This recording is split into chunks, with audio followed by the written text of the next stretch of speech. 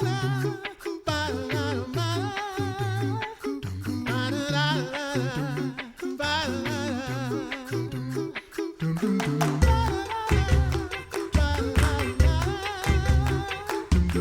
listening to The Coffee Hour. I'm Andy Bates. I'm Jordan Harms. Hey, thanks for sitting in today, Jordan. Sure.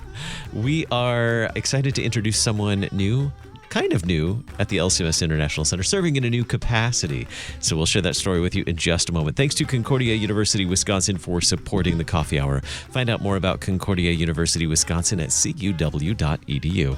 Live uncommon. Joining us today, Dr. Alan Freeman, Director of LCMS Schools. Dr. Freeman, thanks for joining us today. Thanks for having me. Great to be with you. You are serving in a new capacity here at the LCMS International Center with LCMS Schools, now serving as Director of School Ministry. Let's talk about your path to serving in this capacity. You've served in leadership and in schools in a variety of places. Tell us about the journey to, first, let's start with your journey into church work and an educator.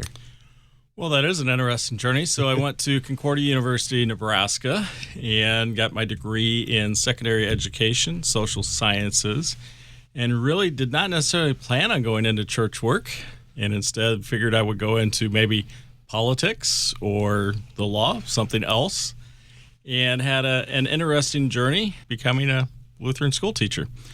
Very much encouraged by one of my professors, Jerry Faby, who encouraged a lot of people at Concordia, Nebraska, and great professors there. And just so happened that there was an open position that I found out about from one of my college roommates in Baltimore, Maryland, and ended up at a wedding kind of interviewing for that position and said, sure, I'll go to the East Coast and have some fun and see what it's like in the Baltimore area and be surrounded by history and politics. Thought maybe it'd be a year or two, and 23 years later, I went from there to the Missouri District to be education executive. So while in Baltimore, I was at the high school there. Baltimore Lutheran School is now Concordia Preparatory School. I was a social studies teacher and then served as the upper school principal, and for the last several years served as head of school. Then accepted a call to be the education executive for the Missouri District. Served there for 6 years, and then received a call to be Associate Director of LCMS School Ministry, and came to the LCMS January of 2022, and now received a call in December of 2022 to be Director of LCMS School Ministry. So serving for the last couple months in this new role, and it is just an exciting time for Lutheran schools, a great time to be in ministry, a strange path a little bit to get there, and a story that would last many coffee hours, but just an amazing journey as we all see God taking us on that journey, and never by the way we necessarily think that we're going to go, but he puts us exactly where we need to be and where we need to be to do his work. I was going to say, it kind of sounds like a fast track there at the end suddenly. Like, oh, I'm doing this, now I'm doing this, now I'm doing this. Yes. Fast track, a winding track. Yes. All different kinds of things, but a great joy to be in service to him in so many different ways, and the interactions of the people that come into your life throughout that time period. And met my wife while I was teaching in Baltimore. She was also a teacher at Baltimore Lutheran. So we go back quite a ways to those days, and she is also here at the LCMS in life ministry.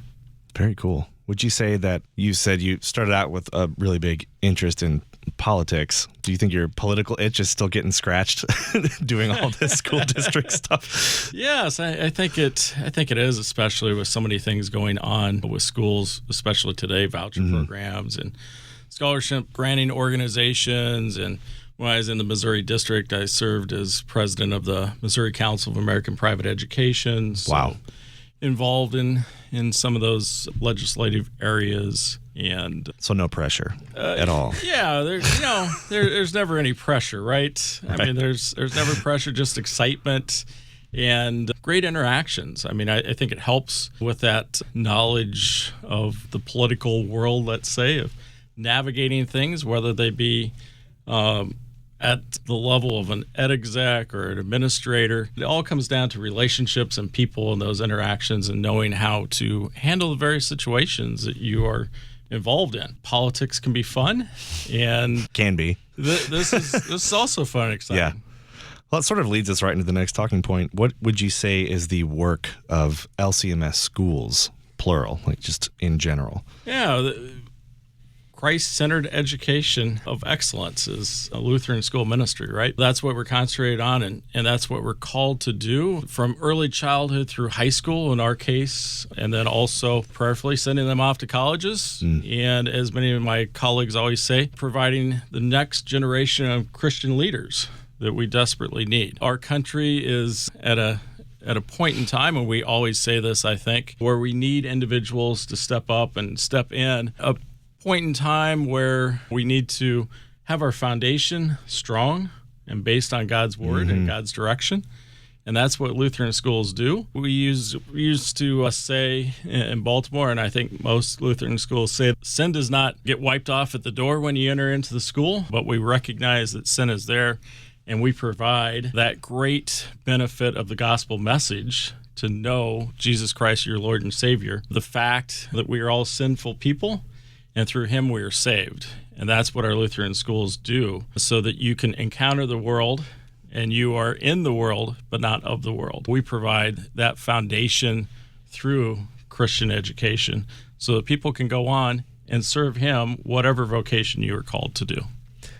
How many, you might have mentioned this earlier, how many schools do we have in the LCMS? Yeah, normally I mentioned that. I didn't mention it yet. 1,855 early childhood through high school. We have just over 21,000 educators, 21,345 educators, and over 160,000 students. We are quite a large school system, the largest Protestant school system in the United States. We give thanks to all of the church workers that are out there, those in our schools, the families who are sending their students to our schools, and the students that each and every day are participating not only in the classroom, but not all the co-curricular activities that we have going on, and the impact they have on the community as well. Our students who are out there representing our schools, whether it just be everyday interactions or through serving events, athletics, drama productions, you name it. We get a great job of spreading the gospel message in so many different ways.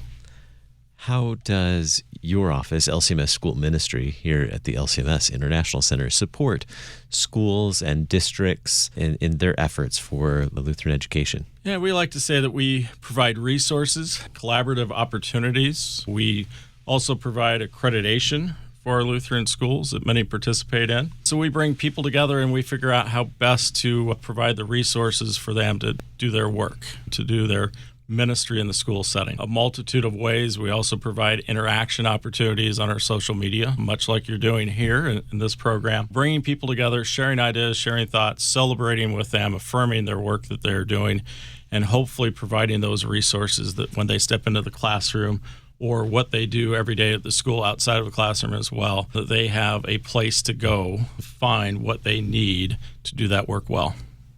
You said you're one of the biggest, or we are the biggest, I guess, Protestant school system. Yes. How does that relate to other Protestant and Christian school districts? Like, what's the relationship there between the distinctly LCMS Lutheran Yeah, so there are a lot of other groups that are out there. Association of Christian Schools International say that their compilation of schools is larger than ours, but as a system, we have one system that's organized. There's Christian Schools International as well, another organization. So there's a multitude. We do collaborate. We talk to one another. Sure. They have accrediting organizations as well, or as part of their organization, they do accredit Christian schools.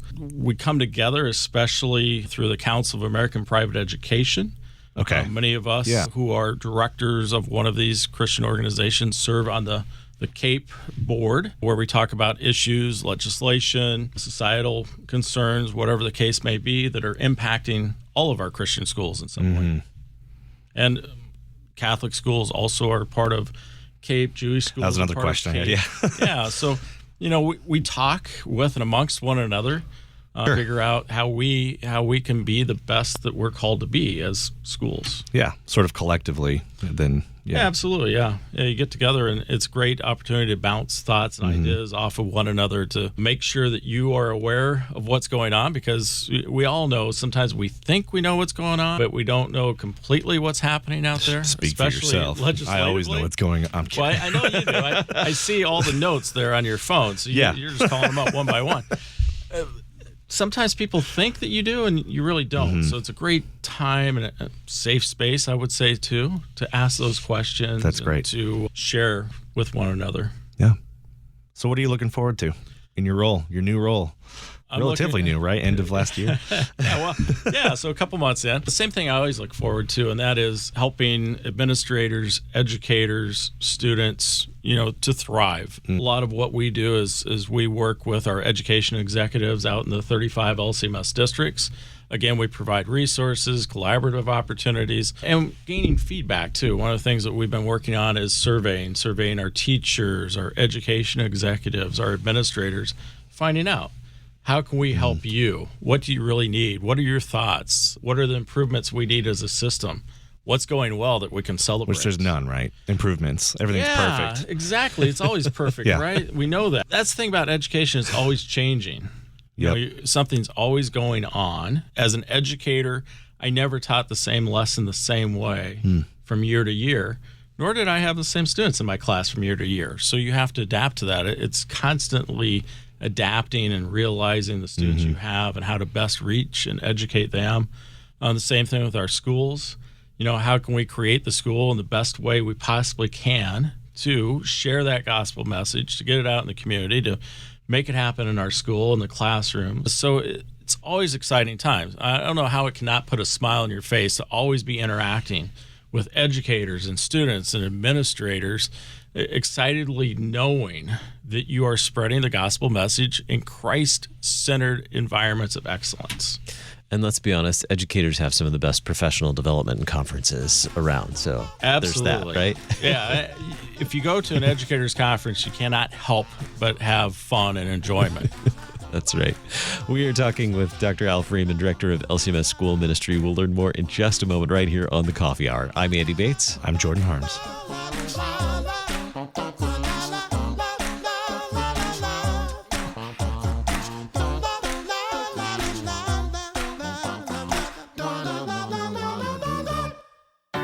At Concordia University, Wisconsin, we believe you were created for a reason: to use your God-given gifts to help others, to live a life of self-sacrifice in a me-first world, to live a life that's uncommon. Whether you're taking one of 50-plus online programs or learning with us in person on the shores of Lake Michigan, you'll be equipped to make an uncommon impact. Learn more at cuw.edu. Concordia University, Wisconsin. Live uncommon.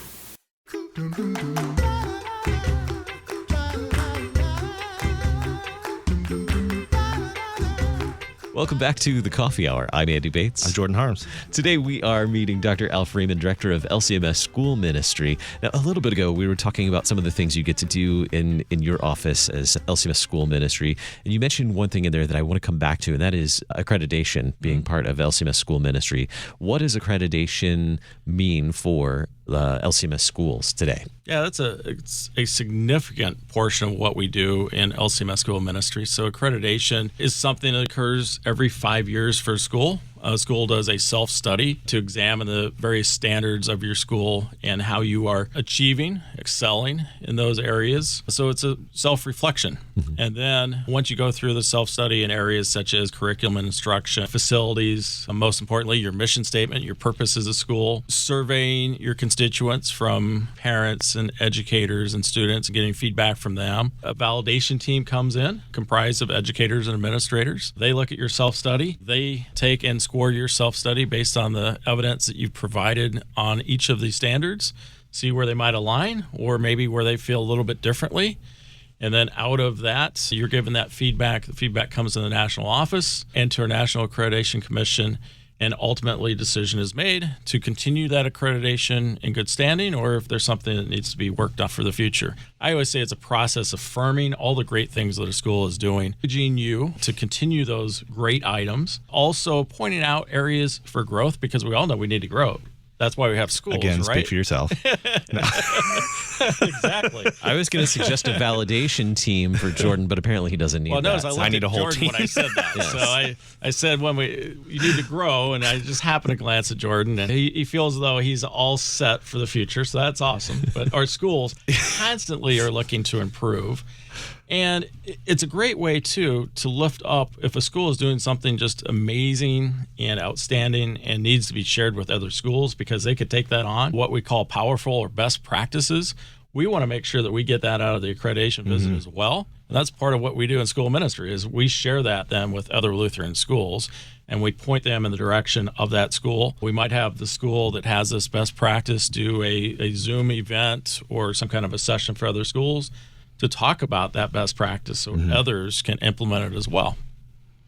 Okay, so I know we have to move on to lightning round, but We've got really time. quick. I know. I might out myself here a little bit, but I was homeschooled. So, Yes. but I was raised Lutheran. I was curious, what distinctly Lutheran things are there in an LCMS school system or an LCMS school?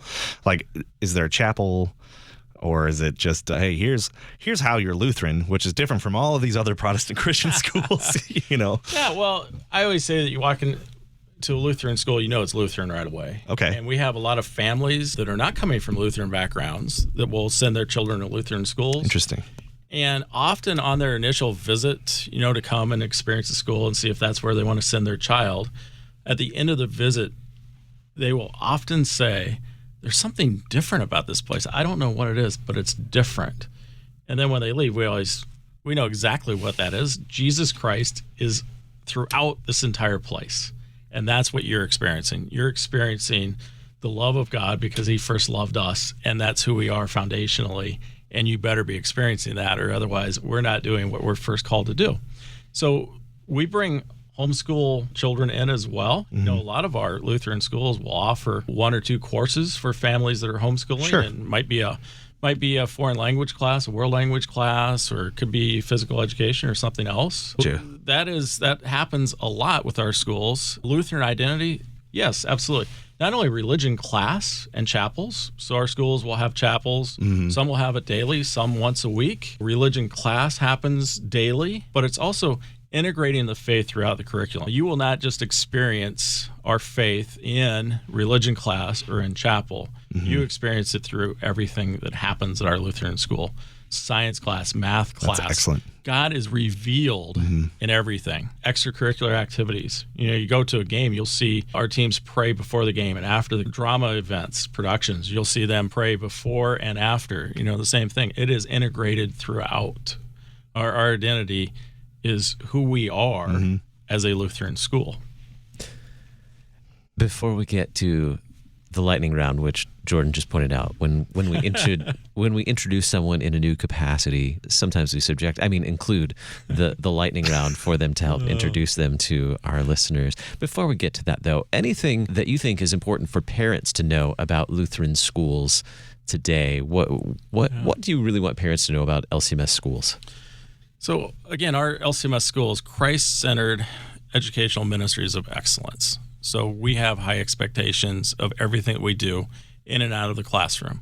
And again, that's always a mark, right? Because we never truly achieve excellence. We're always striving for it. We also know that we stumble. We're all Christians. Every teacher, every administrator, every student, we're sinful beings. That we know. You're in an environment where that is known, acknowledged, and the gospel message is proclaimed, knowing that you are a child of God, saved because of Jesus Christ and what he has done for us on the cross.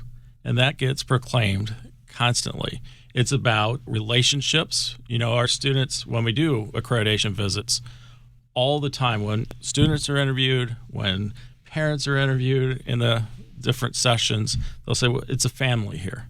It is a family. We're a great big family because we have those relationships with students. We have it with parents. We have it with one another as educators and administrators.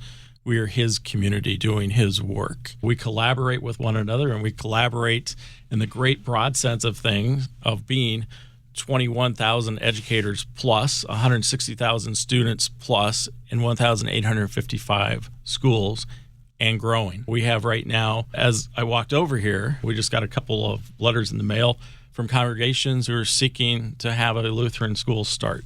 We have several of our elementary schools looking to start high schools. We're growing. We're growing because of our Lutheran identity. We're growing because of the relationships that we have, the community that we built, the family that we are, and the fact that we are Christ-centered educational ministries of excellence. I want to get to lightning round. We'll get to that in just a second. You mentioned one other thing, Lutherans, congregations, LCMS congregations wanting to start a Lutheran school. What do they do if they want to start a school? The best thing that they can do is contact LCMS School Ministry, send an email to me or just to our school ministry email box. Send it to me, alan.freeman@lcms.org. Ooh, he outed his own email, everybody. I did. That is frightening, right? Oh, we're always there to communicate with. That's great. We want to hear from people, where the case may be. We still want to hear. And we will conduct what's called a Genesis study. And the Genesis study will help the congregation to see, is it a good time to start a school? Do you have the students available to start a school? What do the demographics look like? What do the finances look like? What about your facilities? We'll walk you through the whole entire process and then get you to a point where we sit down with you and say, now what? Given all this information, are you still prayerfully ready to start a school? Or do you say, timing's probably not right. These signs look like maybe we should wait a while, so let's revisit this at a later date. We go both ways, right? And then if they say, we're in. All signs are pointing to starting a school. We think demographics, the finance components, everything tends to be in place. The foundation is there. Then we'll also walk you through the next step. Okay, now let's do all the operational procedures. Let's talk about enrollment and marketing and the finances and lead you through developing a business plan and a budget for the school and ordering textbooks and handbooks that you have to have, employee handbooks and parent-student handbooks, all these fun things that are components of having a. So it's a two-parter, taking you up to that point. Do you want to start it? Does it look like you should be starting a school? And if so, let's go to part 2, and then let's make everything happen. All right, Jordan and I have a series of questions called lightning round. They come rapid fire. Exciting. Love a lightning round. We'll just alternate back and forth. Jordan, you want to start? Sure. These are favorites, by the way. So I'll see what I can do. Lightning round question number 1. Your favorite cuisine? I've got to go with seafood. Being in... that's broad. Well, so being in Maryland for so long, crab cakes. There's nothing like a Maryland crab cake. Okay. But growing up in Nebraska, I always like the best of both worlds, too. So if you give me a steak and... I can't just have one crab cake. I gotta have at least 2. So surf and turf. 2 crab cakes and a big steak. Oh, it's amazing. That's what we're having at the end of this, right? Didn't you say that this was... Yeah, did you smell it? That's right. I did, yes. That's great. All right. Everyone, favorite book, and we all assume everyone's favorite is the Bible, in addition to the Bible. Yes. So, I'll give you a couple that I really go to, and one is John Adams by David McCullough. And anything that he writes, are awesome. But John Adams, I think, is just great. And I'm also Closed Chamber by Lazarus, which details the United States Supreme Court. Came out, I think, in 98 and was really the first time that outside world got a glimpse of the U.S. Supreme Court. I used to use that book in my Advanced American Government class to teach about the United States Supreme Court. Nice. And I think it's just fascinating. It goes back to my... You said 98? I think it was 98. It wasn't that long ago. That's the first time. Yeah. Well, yeah. It had been opened up. That's the first time that you really got a behind-the-scenes glimpse. And now, today with the whole Roe v. Wade controversy of the case being released before the actual decision came, that book I revisited a little bit because, it's just very insightful to see the behind-the-scenes of how it works at the Supreme Court. Number 3, favorite movie? Ooh, favorite movie. Well, I'm always a big Casablanca fan, especially tomorrow, Valentine's Day coming up. And Casablanca is great. Airplane, I quote all the time. So I don't necessarily recommend watching that one, but definitely a great movie. Star Wars, I catch all the time. All right, favorite dessert or ice cream? Or if ice cream is your favorite dessert, you can really zero in on that.